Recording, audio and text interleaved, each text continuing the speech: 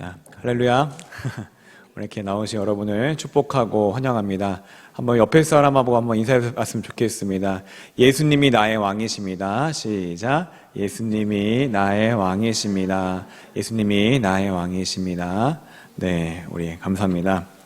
네, 오늘 말씀의 제목은 그 왕을 버리고 노예를 자처한 백성들이라는 제목 같고 여러분과 함께 은혜를 나누고자 합니다.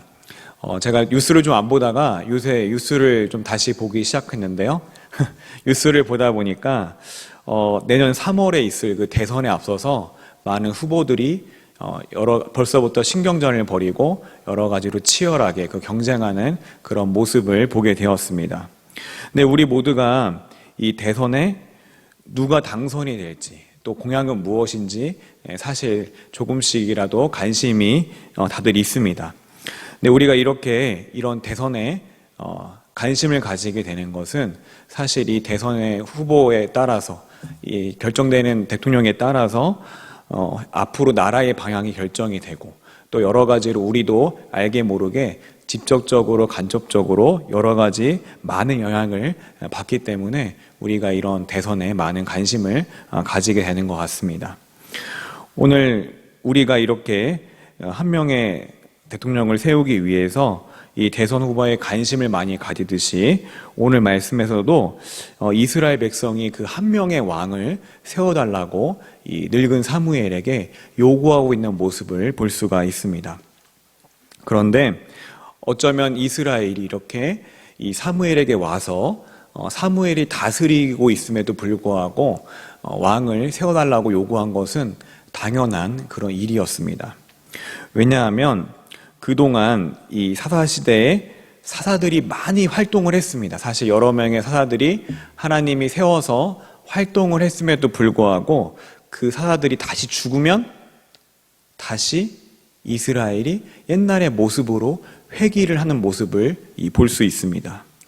또 뿐만 아니라 이 교수님들의 말에 따르면 이 사사들이 구원을 베풀고 구원을 이제 이끌지만은 사실은 이스라엘 전체에 다 이렇게 구원을 주기보다는 어떤 한 지역적으로 어떤 지역의 부분적으로 이렇게 구원을 이끌어내는 모습을 우리가 볼 수가 있는 것입니다.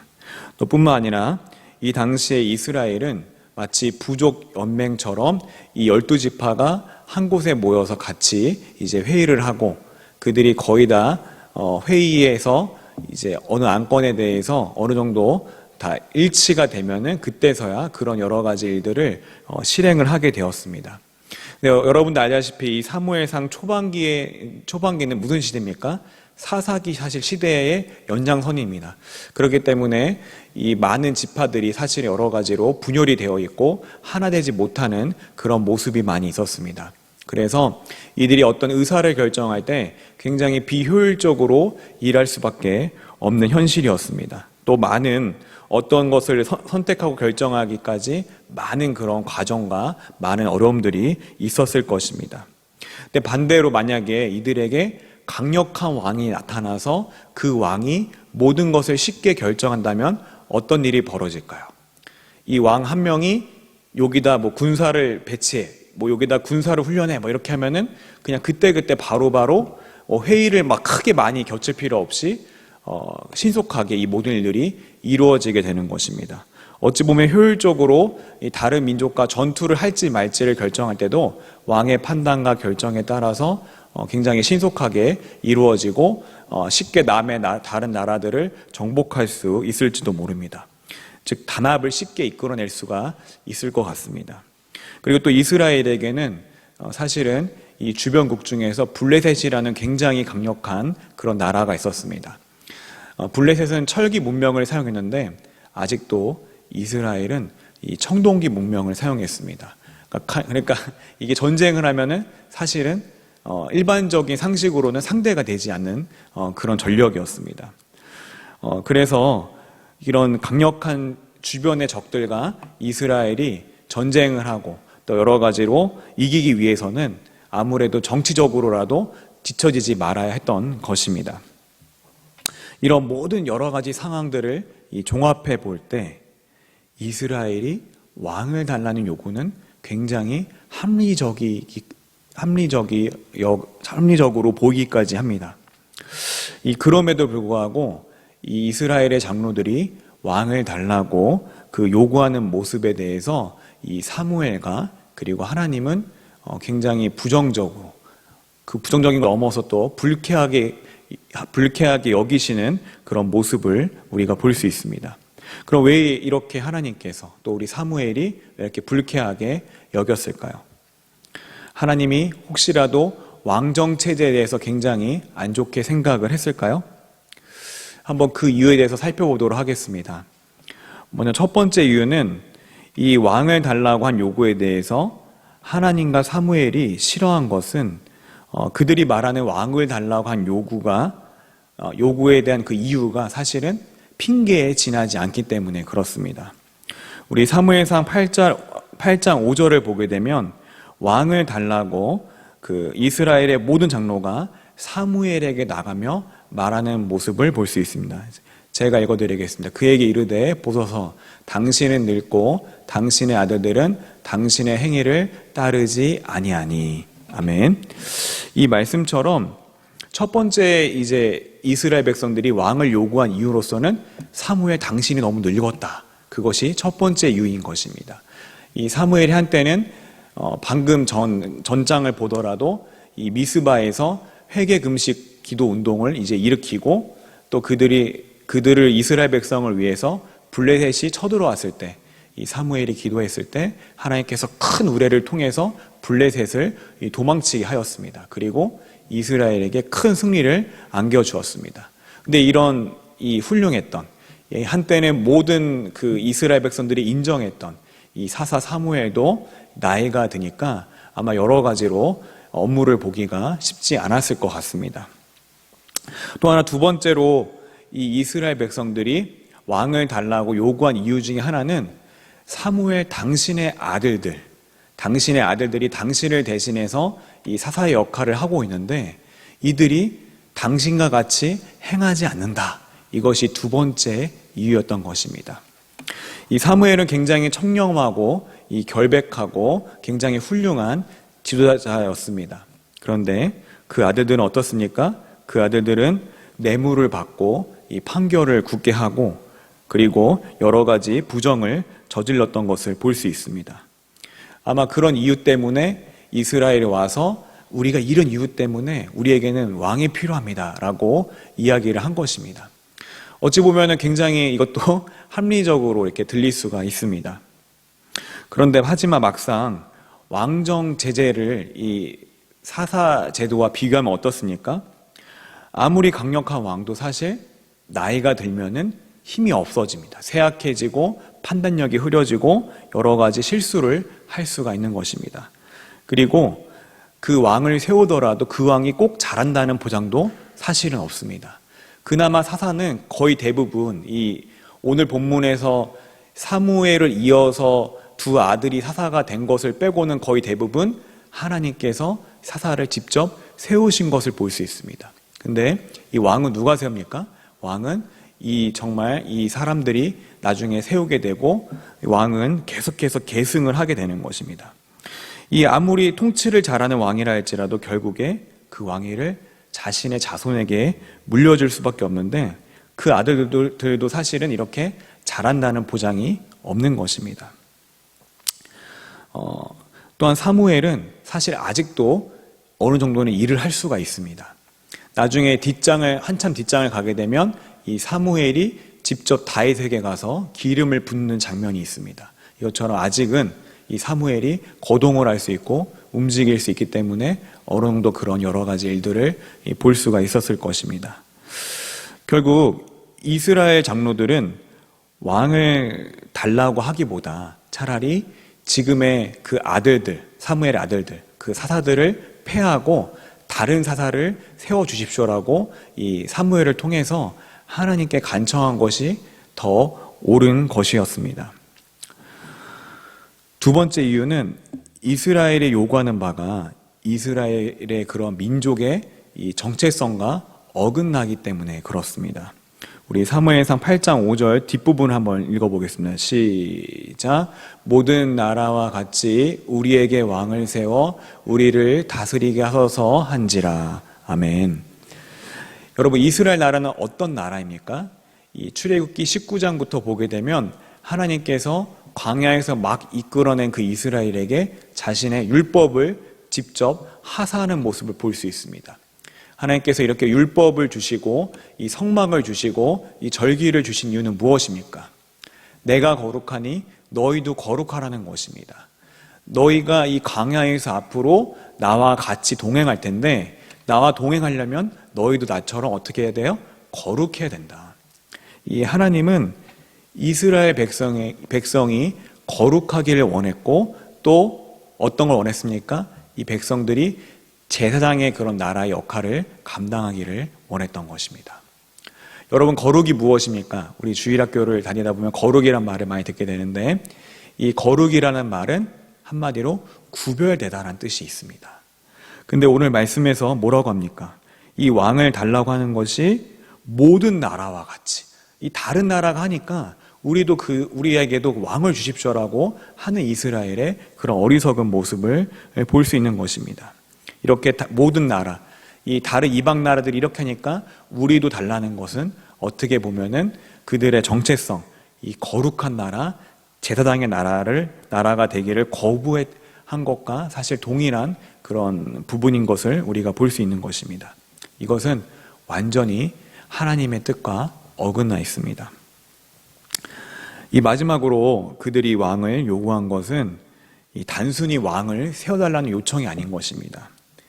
궁극적으로 그들의 중심에는 스스로 하나님을 버린 것입니다. 우리 8장 7절을 한번 읽어볼까요? 시작. 여호와께서 사무엘에게 이르시되 백성이 내게 한 말을 다 들으라. 이는 그들이 너를 버림이 아니요 나를 버려 자기들의 왕이 되지 못하게 함이니라. 아멘. 네, 그렇습니다. 이스라엘의 역사가 어떤 역사입니까? 이스라엘 역사하면은 사실 실패의 역사, 반역의 역사인 것입니다. 하나님이 그 애굽 땅에서 노예 생활하면서 굉장히 힘들게 살아가던 그들에게 400년 가까이 그렇게 살아가던 그들이 한탄하며 정말 부르짖었을 때 하나님께서 그것을 들으시고 자신의 좀 모세를 세움으로써 하나님의 강한 손으로 이 절대로 빠져나올 수 없을 것만 같던 정말 초강대국이었던 그 애굽에서 하나님께서 10가지 재앙으로 그들이 빠져나올 수 있게 정말 은혜를 허락하셨습니다. 근데 그럼에도 불구하고 어떻습니까? 그들이 광야에서도 수많은 기적을 봤음에도 불구하고 계속 하나님을 불평하고 원망합니다. 우리가 차라리 다시 애굽으로 돌아가자. 우리에게 먹을 것이 없다. 마실 물이 없다. 계속해서 뭔가에 대한 원망과 불평을 하고 나중에는 정탐한 다음에도 이 하나님에 대해서 또 모세에 대해서 또 되게 원망하는 모습을 우리가 볼 수 있는 것입니다. 이 사무엘상 바로 들어오기 전에 사사기 시대는 어떻습니까? 이 사사기 시대는 한마디로 정의하면 자기의 소견에 옳은 대로 행하던 그런 시대였습니다. 하나님의 어떤 뜻이나 이 생각은 안중에 없고 자기 자신이 심판대가 되어서 그냥 내가 보기에 좋으면, 내가 보기에 옳으면 그것들을 그냥 그렇게 행했던 그런 시대인 것입니다. 사사기가 어떤 내용입니까? 이스라엘 백성들이 하나님을 떠나서 범죄하면, 우상을 섬기고 그들이 정말 악을 행하면 하나님께서 다른 이방 나라를 세워서 그들을 압제하고 고통을 받게 하고, 그리고 이스라엘이 회개하고 하나님께 돌아서면 하나님께서 한 사사를 세워서 그들을 구원하시고, 그러면 그 이스라엘이 다시 평안해집니다. 근데 그렇게 평안해집니다로 끝나면 정말 좋을 텐데, 우리 동화를 보면은 나중에 왕자와 그 공주가 행복하게 영원히 살았습니다 이렇게 끝나면 좋을 텐데, 해피엔딩이면 좋을 텐데, 끝나는 게 아니라 또 다시 어떡합니까? 이스라엘이 또 금방 잊고서 이 범죄하고 또 하나님이 그런 압제를 당하게 하고 또 다시 구원하고 또 다시 평안이 오고, 이게 몇 번이 반복이 됩니까? 7번이나 반복이 되는 것입니다. 근데 반복이 되면서 점점 좋아지면 괜찮아요. 어떻게 됩니까? 반복이 되면서 점점 안 좋은 쪽으로 점점 악의 구렁텅이로 빠지게 되고 회복이 되지 못하는 그런 모습이 바로 사사기 시대의 그들의 모습이었던 것입니다. 이처럼 하나님을 끊임없이 반역하고 그것으로 인해서 고통을 받았음에도 불구하고 이스라엘 사람들은 자신의 그런 잘못을 또 자신의 죄악을 깨닫지 못한 것입니다. 사무엘상 8장 20절에서 우리도 다른 나라들 같이 되어 우리의 왕이 우리를 다스리며 우리 앞에 나가서 우리의 싸움을 싸워야 할 것이니라 하는지라. 아멘. 이 구절에서 여러분 반복되는 단어가 있습니다. 뭐가 반복이 됩니까? 우리를 위해서, 우리 앞에 서서, 우리. 하나님이라는 단어는 한 단어도 나오지가 않습니다. 한마디로 말해서 하나님께 영광을 돌리기 위해서가 아니라 바로 이스라엘 자신을 위해서, 우리의 평안과 우리의 안녕과 우리의 기쁨을 위해서, 오직 그것만을 위해서 사실은 왕을 요구한 것입니다. 그런 그들에게 이 하나님께서는 이 피눈물을 정말 머금고 이 사무엘을 통해서 너희가 왕을 세우게 되면 어떤 고통이 뒤따를지 알려주고 계십니다.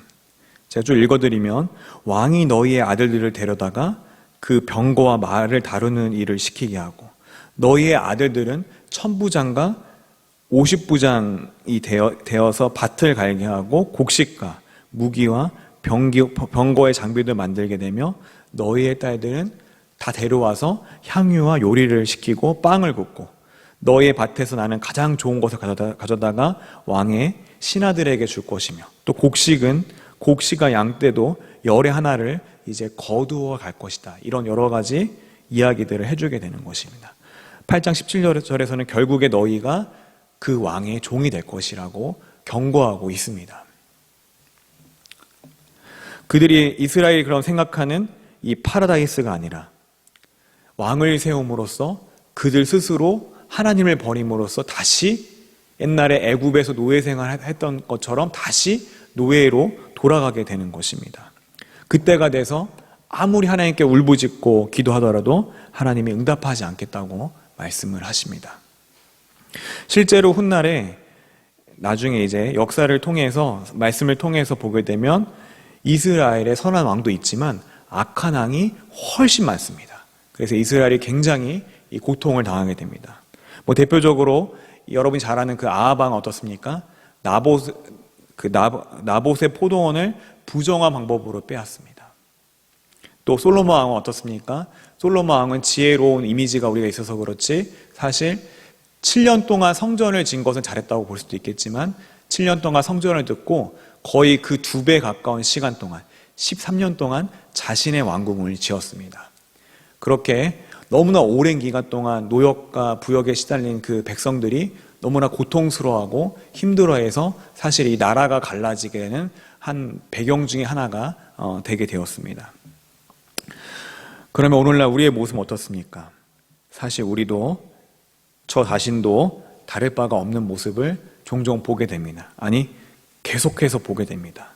돈, 권력, 명예 이런 것들이 사실 우리의 왕이 될 때가 많이 있습니다. 물론 이제 돈이 필요합니다. 우리가 살아가면서 양식이 필요합니다. 하나님은 분명히 사람이 떡으로만 살 것이 아니라 하나님의 말씀을 살 것이라고 말씀을 했던 것처럼 이 떡으로만이란 뜻은 떡도 사실은 필요하다는 것입니다. 그리고 예수님도 이 주기도문에서 일용할 양식을 달라고 이렇게 기도를 한 것을 볼 수가 있습니다. 일용할 양식이라는 것은 단순히 영적인 것만이 아니라 우리의 필요한 모든 것들을 다 구하라고 예수님께서 말씀을 하신 것입니다. 또한 사무엘상에 앞서 이 신명기 17장을 보게 되면 왕의 제도가 있습니다. 아마도 이런 기록들을 보게 될 때 어쩌면 하나님은 어떤 때가 되면 특정한 때가 되면 이스라엘이 원하지 않아도 하나님께서 왕을 세워주셨을지도 모르겠습니다. 사실 왕정 그 제도 자체가 나쁘고 이 악한 것이 아닙니다. 이 중요한 것은 그 백성의 마음의 중심이 어디로 향해 있느냐 하는 그런 문제인 것입니다. 왕을 구하더라도 그들의 마음의 중심에 정말 우리의 유일한 왕이 하나님 한 분이시고 오직 그분이 우리를 다스리시며 우리가 그것이 가장 복되다고 생각하면서 어쩌면 왕을 구했더라면 어쩌면 하나님과 사무엘이 다르게 반응했을지도 모르겠습니다. 우리도 마찬가지로 나의 마음의 중심이 정말 모든 것이 하나님으로부터 난다는 그런 생각을 하고 인정하고 있는가? 아니면 내가 입술로는 하나님이 주셨다, 하나님이 행했다고 말은 하지만, 고백은 하지만 내가 단순히 노력하고 내가 원해서 성취했다라고 속으로 생각은 하지 않는가? 결국에 이런 것을 통해서 우리의 중심의 그 마음이 어디로 가 있는지를 우리가 볼 수 있는 것입니다. 저는 여호수아서를 예전에 보면서 이 전쟁을 할 때 여호수아가 보게 되면 하나님께 엎드리기도 하고 기도도 하고 묻기도 하면서 또 전쟁을 할 때는 굉장히 전략적으로 움직이는 모습을 많이 보게 되었습니다. 그러면서 사람을 의지하지 않고 하나님을 의지한다는 그런 뜻이 기도를 열심히 막 하면서 내가 적극적으로 뭔가를 이루고자 이렇게 움직일 때 그것이 정말 사람을 의지하지 않고 하나님을 의지하는 것이구나, 이렇게 단순히 생각을 했습니다. 물론 정말 그것이 완전히 틀린 말은 아닙니다. 어느 정도는 이 부분적으로는 맞는 말입니다. 근데 점점 이 말씀을 통해서 또 여러 가지 기도를 통해서 깨닫게 된 것은 이 사람을 의지하지 않고 하나님을 의지한다는 더 깊은 그런 의미는 나의 마음의 중심이 결국에 어디에 더 가 있느냐는 것입니다. 내가 비록 움직이고 내가 비록 노력하고 내가 비록 무엇을 한다 할지라도 이 모든 것을 허락하시는 분은, 이 모든 것이 되게끔 하시는 분은 결국에 전능하신 또 유일하신 나의 하나님으로부터 안다는 사실을 내 중심의 그런 마음이 있느냐 없느냐에 따라서 없으면 그것이 하나님을 의지하지 못하는 것이고, 그 마음이 전적으로 있다면 내가 정말 하나님을 의지하면서 나아가는 것이란 것을 깊이 깨닫게 되었습니다. 우리 사무엘상 8장 19절에 보게 되면 백성이 사무엘의 말 듣기를 거절하여 이르되 아니로소이다, 우리도 우리 왕이 있어야 하리니 라는 구절이 있습니다. 하나님이 왕의 그 제도에 대해서 여러 가지 폐해들을 이스라엘 백성들에게 충분히 이야기하고 그들이 돌이키기 원했지만 그들은 뭐라고 합니까? 아닙니다. 저희는 이미 그렇게 하길, 우리에게는 왕이 있어야 합니다 라고 확정지어 말하는 모습을 볼 수 있습니다. 여러분, 좀 어르신들은 모를 수 있는데 답장너라는 그 단어를 아십니까?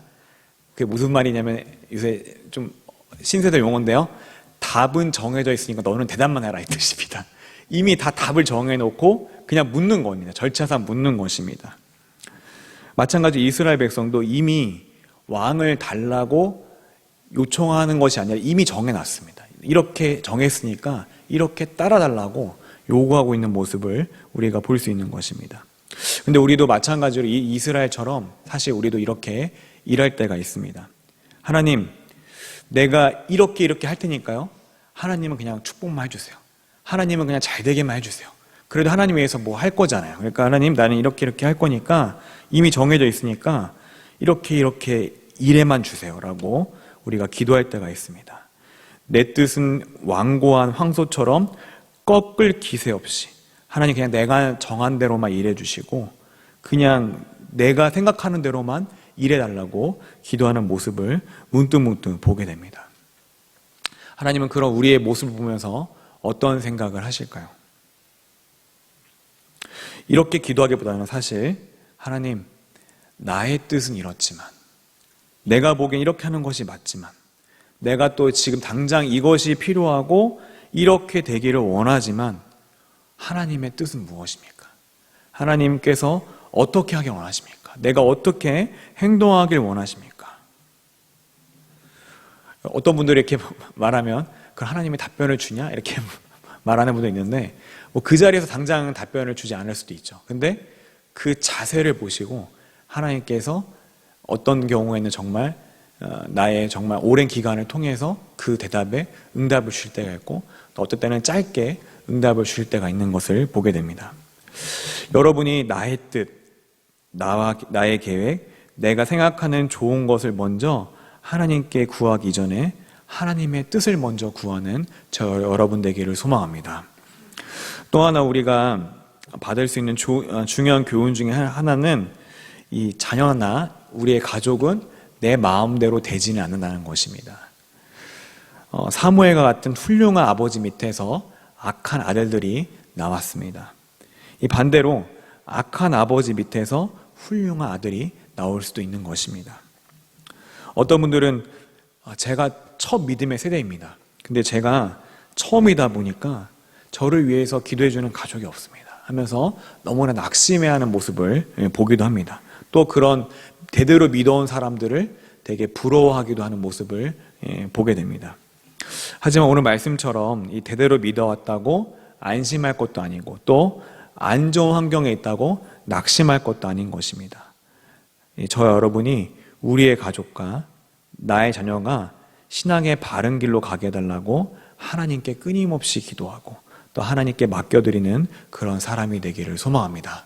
그래서 하나님께 내가 아니라 하나님께서 그 자녀와 우리의 가족을 바른 길로 이끄는 것을 우리 생에 볼 수 있기를 간절하게 소망합니다.